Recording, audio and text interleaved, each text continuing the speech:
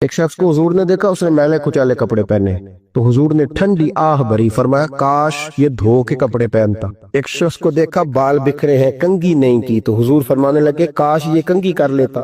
نفاست پسند آدمی پہ نا بوجھ بنتا ہے۔ جو آدمی، آپ کو پتہ ہے کہ امام شافعی تو فرماتے ہیں جمعے والے دن غسل کرنا واجب ہے، ماتے غسل نہ کرے تو جمعہ ہی نہیں ہوگا۔ اگرچہ ہمارے امام صاحب کے نزدیک سنت ہے۔ یہ سنت کب بنا؟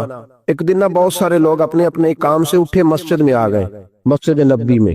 کوئی کسان تھا تو کھیت سے اٹھ کے آ گیا، کوئی مزدور تھا تو مزدوری سے اٹھ کے آ گیا۔ تو مسجد میں جب بہت سارے لوگ جمع ہوئے نا تو بعض لوگوں کو دقت محسوس ہوئی، تو رسول کریم علیہ السلام نے فرمایا کتنا ہی اچھا ہو کہ تم جمعے والے دن نہا کے آیا کرو۔ بس وہ صحابہ کا مزاج ہمارے والا نہیں تھا کہ تفصیل بتائیں، حکمت بتائیں، ملے گا کیا، ثواب کتنا، نہ نہائے تو گناہ، یہ کوئی نہیں۔ حضور نے کہا کہ نہا کے آؤ تو کتنا ہی اچھا ہے۔ پھر کسی صحابی نے کبھی بھی بغیر غسل کیے جمعہ ادا ہی نہیں کیا، کسی نے بغیر غسل کے کبھی جمعہ ادا ہی نہیں کیا نا۔ اسلام بڑا خوبصورت دین ہے۔ حضور نے فرمایا جو کچا پیاز کھائے وہ مسجد نہ آئے، پہلے مسواک کرے، دانت صاف کرے، پھر آئے۔ نبی پاک صلی اللہ علیہ وسلم نے فرمایا جو کچی مولی کھائے مسجد نہ آئے۔ مولی کھانا جائز ہے، پیاز کھانا جائز ہے، لیکن منہ سے بدبو آتی۔ نبی پاک علیہ السلام کا ظاہری حسن کیا بات ہے۔ میلاد مبارکہ میں نبی پاک علیہ السلام کی جو چیز بڑی کھل کے واضح آتی ہوتی ہے وہ رسول اللہ کا حسن و جمال ہے۔ آپ کی والدہ، آپ کی والدہ، آپ کی والدہ سیدہ طیبہ طاہرہ حضرت سیدہ آمنہ رضی اللہ تعالیٰ۔ اماں جی کہتی ہیں کہ میرے محبوب جب میرے بطن اقدس میں آئے تو جو تکالیف عورتوں کو ہوتی ہے مجھے ان میں سے کوئی تکلیف بھی نہیں ہوئی، اور اماں جی کہتی ہے مجھے کبھی کوئی سکل، کوئی بوجھ محسوس نہیں ہوا، اور فرماتی ہیں کہ جو ولادت کے وقت لوگوں کو، عورتوں کو تکلیف ہوتی ہے مجھے وہ بھی نہیں ہوئی، اور فرماتی ہیں کہ نبی کریم علیہ السلام پیدا ہوئے تو ہمیں حضور علیہ السلام کی ناف کو کاٹنا نہیں پڑا، ناف بریدہ پیدا ہوئے، ختنہ شدہ پیدا ہوئے۔ آپ کو پتہ ہے عورتیں غسل دیتی ہیں بچے کو پیدا ہونے کے بعد، لیکن میرے محبوب نے سجدہ ہی کر لیا پیدا ہوتے ہی، امتی امتی کہتے ہوئے پیدا ہوئے۔ حق نے فرمایا کہ بخشا الصلاۃ والسلام، اور پہلے سجدے پر روز ازل سے درود۔ میرے امام فاضل بریلوی کا جو انداز تکلم ہے نا اس کی بھی حد ہی کوئی نہیں، کوئی حد ہی نہیں، کہاں تک ان کی محبت جاتی، کہنے لگے پہلے سجدے پہ روز ازل سے درود، یادگاری یہ امت پہ لاکھوں سلام، یادگاری یہ امت پہ لاکھوں سلام۔ بتائیے بغیر وضو کے، بغیر غسل کے سجدہ ہو جاتا ہے؟ تو حضور نے سجدہ کر کے بتایا کہ اللہ نے مجھے پاک صاف پیدا کیا ہے۔ نبی پاک صلی اللہ علیہ وسلم کی والدہ نے جب یہ باتیں ارشاد فرمائیں تو لوگوں نے پوچھا ان سے کہ اماں جی پھر آپ ایک جملے میں بتائیں کہ ماجرا سارا کیا تھا، آخر ایک ولادت تو ہوئی نا، آپ کے وجود اطہر سے ایک بچہ تو نکلا، تو یہ کیا تھا؟ تو سیدہ آمنہ فرمانے لگی خارج منی نور، بس میرے وجود سے ایک نور نکلا ہے، بس میرے وجود سے ایک، اور روشنی آتی جاتی ہے تو کسی کو تکلیف نہیں دیتی، ایک نور نکلا۔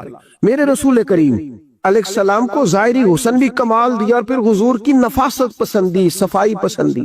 نبی پاک جب بات کرتے تھے نا تو حضور کے دانتوں سے نور نکلتا، اس کے باوجود حضور ہر وضو کے لیے مسواک کرتے۔ میں نے ہر نماز کے لیے نہیں کہا، میں اپنے لفظوں کا ذمہ دار ہوں۔ کس کے لیے بولے آپ حضرات؟ ہر وضو کے لیے، یعنی اگر نبی پاک نے وضو نماز کے لیے کیا تب بھی مسواک کی، اور اگر قرآن شریف کی تلاوت کے لیے کیا تو پھر بھی مسواک کی، کسی اور موقع کے لیے وضو فرمایا تو پھر بھی مسواک کی۔ اور سیدہ عائشہ فرماتی ہے جب بھی حضور گھر سے نکلنے لگتے پہلے مسواک فرماتے، حالانکہ رسول پاک کے دندان اقدس تو نور والے تھے، ضرورت ہی نہیں تھی۔ ہماری تعلیم کے لیے نفاست پسندی۔ ایک بات میں نے شروع کرنی ہے پر آپ نے ناراض نہیں ہونا، پہلے وعدہ کر لیں، کیونکہ نہیں بولے انہوں نے کی ارادہ ہو جانا ہے، چلو ہو جائے، کوئی گل نہیں، خیر ہو جائے آپ ناراض۔ نبی پاک نے بڑی مونچھیں نہیں پسند کی، حضور کو اچھی نہیں لگی۔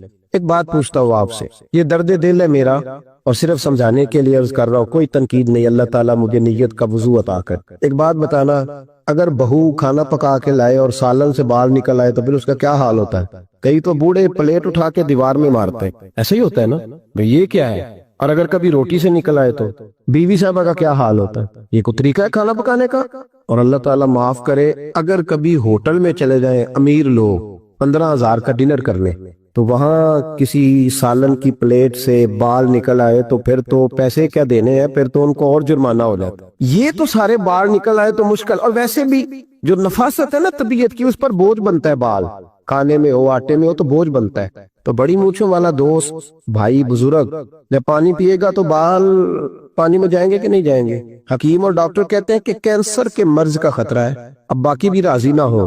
حضور نے بڑی مونچھیں بھی پسند نہیں کی اور چھوٹی داڑھی بھی پسند نہیں کی. حضور نے فرمایا داڑھیاں بڑھاؤ، مونچھوں کو پست کرو، مشرکین کی مخالفت کرو. اور ایک مقام پہ رسول پاک علیہ السلام نے یہاں تک فرمایا کہ جو مونچھیں پست نہیں کرتا وہ ہم میں سے ہے ہی نہیں.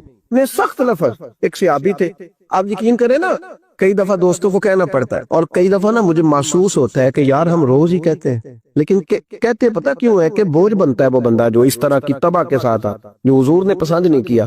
ایک شخص نبی پاک کے سامنے آیا، قاضی عبدالدائم دائم صاحب نے لکھا ہے، بڑی خوبصورت بات لکھی ہے. کہنے لگے حضور کے سامنے وہ اکثر آیا کرتا تھا تو مونچھیں بڑی تھی، حالانکہ داڑھی بھی بڑی تھی، مونچھیں بھی بڑی تھی. 2-4 دفعہ حضور نے باتوں میں تات اللفظ سمجھایا. کچھ بندے نہیں سمجھتے. تات اللفظ سمجھاؤ یا بڑا کھول کے سمجھاؤ پر بات سمجھنے کو تیار نہیں ہوتے. پتہ نہیں کیا ایسا حسن ہے بھئی، جو حسن نبی پاک نے پسند نہیں کیا وہ کبھی حسن ہو سکتا ہے، کبھی خوبصورتی ہو سکتی ہے.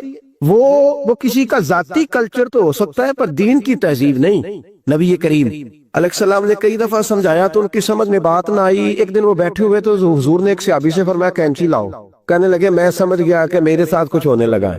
ساتھ ہی حضور نے فرمایا ایک مسواک بھی لانا. کہنے لگے میں نے کہا بچت ہو گئی، میرے تو دانت صاف ہے. تو یہ شاید اس کی بات ہونے لگی ہے جس کے دانت بھی ٹھیک نہیں. دونوں چیزیں جب آ گئی نا تو حضور اٹھے اور نبی پاک نے مسواک ان کے ہونٹوں پہ رکھی. اسی سے آبی ہونٹوں کے اوپر مسواک رکھ کے تو اوپر سے حضور نے مونچھیں کاٹ. فرمایا یہ نہ ایسا کرو، یہ چیز مجھے پسند نہیں ہے. حضور نے نفاست پسندی کو. اب تو اللہ تعالیٰ خیر کرے ملنگ آ گیا مارکیٹ میں، ملنگ درویشی فقیری، اور ان کے پاس رش بھی زیادہ ہے، ان کے درباروں پہ بھی رش زیادہ ہے. ہاں جی، کہتے ہیں حضرت صاحب درویش آدمی ہے. بھئی روٹی تو پورے ٹائم پہ کھاتا ہے، مونچھیں کٹوانے میں ہی درویش ہو گیا ہے. نہ بال کٹواتا ہے نہ مونچھیں کٹواتا ہے. یہ گرو نانک کی تعلیمات ہے، یہ نبی پاک کی تعلیم نہیں. وجود کا کوئی بال نہ کٹوانا یہ سکھوں کا طریقہ ہے. مسلمانوں کا یہ انداز، یہ کدھر کی فقیری ہے؟ دین کوئی غلاظتوں والا معاذ اللہ کہ بابا کپڑے نہیں بدلتا، بابا غسل نہیں کرتا، بابا بال نہیں کٹواتا. بابا ہے پاگل ہے. قطعی طور پر کوئی فقیری نہیں. فقیری صرف وہ ہے جو میرے نبی نے کیا. پیارے محبوب صلی اللہ علیہ وسلم نے ہمیں رزق حلال اکٹھا کرنے سے منع نہیں فرمایا اور نہ ہی دنیاوی نعمتوں کے استعمال سے منع فرمایا ہے. فرمایا کہ رزق حلال کوئی اگر جمع کرتا ہے، کوشش کرتا ہے، اچھا کھاتا ہے، اچھا پہنتا ہے، اچھا مکان بناتا ہے، منع نہیں. لیکن اسلام کہتا یہ ہے کہ تو ان ساری چیزوں کو استعمال کر. پیسہ تیرے بینک میں ہونا چاہیے، تیرے ذہن میں نہیں ہونا چاہیے. دولت تیری تجوری میں تو ہونی چاہیے لیکن تیرے دل میں نہیں ہونی چاہیے. نبی پاک صلی اللہ علیہ وسلم کی سیرت اور حضور علیہ السلام کی تعلیمات کو جب ہم دیکھتے ہیں تو ایک پہلو جو بڑا منفرد نظر آتا ہے وہ یہ ہے کہ نبی پاک نے بادشاہی میں فقیری کی ہے. بادشاہی میں فقیری. اللہ کریم نے قرآن مجید میں اس کا انداز بیان فرمایا ہے. رب فرماتا ہے کہ ایک ہوتا ہے کسی بادشاہ کا بیٹا، کسی امیر کبیر وزیر کا کسی سے تعلق ہوتا ہے، وہ اکڑا اکڑا پھرتا ہے کہ میرے بڑے تعلق ہیں، میں بڑا روابط اور رشتوں والا ہوں. فرمایا وعباد الرحمن، وہ جو رحمان سے رشتہ رکھنے والے، وہ جو رحمان کے بندے ہیں جن کا اللہ سے تعلق، الذین یمشون علی الارض ہونا، فرمایا جن کا رحمان سے رشتہ ہے وہ جب زمین پہ چلتے ہیں تو عاجزی کے ساتھ چلتے ہیں. وعباد الرحمن ہے وہ اللہ کے بندے، ان کے پاس طاقتیں خدائی ہیں، ان کے پاس تعلق جو ہے وہ خدائی ہے، رشتہ اللہ سے ہے. ان کے ہاتھوں میں طاقت مالک کی ہے، ان کی زبان میں تاثیر اللہ کی دی ہوئی ہے، ان کے وجود کے اندر، ذہن کے اندر جو صلاحیتیں اور قوتیں ہیں وہ خدائی ہیں. لیکن فرمایا اتنی بڑی طاقتوں کے مالک ہو کر بھی یمشون علی الارض ہونا، زمین پہ چلتے ہیں تو گردن جھکا کے چلتے ہیں. عاجزی ان کا وتیرہ ہے. وہ بادشاہی میں فقیری کرتے. ایک ہوتا ہے محتاج، ایک ہوتا ہے فقیر، اس میں فرق ہے. ایک آدمی کو اچھے کپڑے پہننے کے پیسے نہیں ملتے تو وہ فقیر نہیں، وہ محتاج ہے. اس کے پاس تو ہے ہی نہیں تو وہ کہاں سے پہنے. لیکن ایک آدمی کے پاس لاکھوں اور کروڑوں روپیہ پڑا ہے لیکن وہ بھی سادہ سا لباس پہننا پسند کرتا ہے تو یہ فقیر ہے، یہ درویش ہے. कंजूस और दरवेश में भी फर्क होता है। एक आदमी उसका पैसे लगाने को दिल ही नहीं चाहता, खर्च ही नहीं करना चाहता, वो बखील है, कंजूस है। लेकिन एक शख्स वो है जिसके पास सरमाया है, माल है, लेकिन वो अपनी जात को बढ़ाना पसंद नहीं करता, वो दरवेश है, वो फकीर है। हज़रत सैयदना अब्दुर रहमान इब्न औफ रज़ी अल्लाह तआला अन्हु के पास इतने पैसे थे कि नबी पाक सल्लल्लाहु अलैहि वसल्लम ने फरमाया तू पक्का जन्नती है, पर सबसे आखिर में जन्नत में जाएगा। हुजूर मेरी गलती, फरमाया जितने पैसे उतना हिसाब भी तो देना है ना। जिसके पास सिर्फ हैंड कैरी बैग होता है ना, वो फटाफट बाहर आ जाता है, और जिसके जितने ज्यादा बैग होते हैं उसको उतनी देर चेन पे खड़े रह के इंतजार करना पड़ता है। तो फरमाया कस्टम भी तो तूने अदा करना है ना भाई, निकल के आना है उस जंगल से, तू कैसे जाएगा, जितना माल है उतना हिसाब देना है। तो हजरत अब्दुर रहमान इब्न औफ बड़े मालदार थे, 80-80 हजार दिरहम तो आपके इंतकाल के बाद आपकी अजवाज के हिस्से में आए थे। इतने तगड़े मालदार थे, और देने का अंदाज ये था कि अपनी बीवी और बच्चों को खुली छुट्टी थी, कहते थे जो जिसका दिल का है खाओ, एक दिन में 5 अलग अलग खाने भी तुम पकाना चाहो तो तुम्हें इजाजत है। कंजूस नहीं थे, बखील नहीं थे, लेकिन खुद जब खाना खाते थे तो दाल को पीस कर शोरबा बनाकर उसमें रोटियां भिगो के खाते थे। लोग पूछते कि जनाब हमारे लिए सारा कुछ है, बखील भी आप कोई नहीं, मालदार भी, ये क्या कर रहे हैं? तो फरमाते थे सुरीद खा रहा हूं, ये खाना मेरे मोहम्मद की सुन्नत है सल्लल्लाहु अलैहि वसल्लम। फरमाया ये करीम का तरीका है, मैं वो तरीका, मैं फर्ज मोहब्बत अदा कर रहा हूं, किसी की अदा को अदा कर रहा हूं। ये मेरा अंदाज है, मेरी जात के बारे में मेरा यही अंदाज है। सिरका खा रहे थे तो बेटे ने कहा अब्बा जी आप क्यों खा रहे हैं, कितने दिन हो गए आपने भुना हुआ गोश्त नहीं खाया, तो खाएं। तो माने लगे बेटे कल लुकमा उठाया था गोश्त खाने को तो मुझे अपने नबी का फकर याद आ गया, मुझे रसूल रहमत सल्लल्लाहु अलैहि वसल्लम ने वो जो महीना खाना नहीं खाया वो याद आया है। तो हुजूर की वो चीजें मुझे इन आला ग़िज़ाओं में मुब्तला होने नहीं देती, तुम्हें इजाजत है। तुम भाई बादशाही में फकीरी, आज लोगों के पास इतना कुछ होता नहीं जितना कुछ वो अपने आप को दिखाना चाहते हैं, दिखाने का मामला हो गया है, बल्कि कर्ज उठा के लोग अपने आप को बड़ा करके पेश करते, हालांकि ऐसा होता नहीं।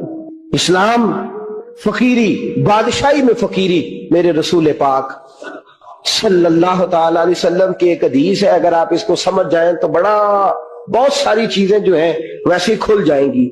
एक सहाबी ने कहा हुजूर मेरे जिस्म को सुकून नहीं, वजूद को सुकून नहीं, जाहिरी वजूद की बात की। तो हुजूर ने फरमाया इज़हद फिद दुनिया फरीहिल क़ल्ब बद जस्ट, फरमाया दुनिया से दिल दूर कर ले, इज़हद फिद दुनिया, दुनिया में ज़ुहद इकट्ठा कर ले, दुनियादारी से जरा अपने दिल को दूर कर, अल्लाह तेरे वजूद को भी सुकून अता करेगा और तेरे दिल को भी सुकून अता फरमाएगा।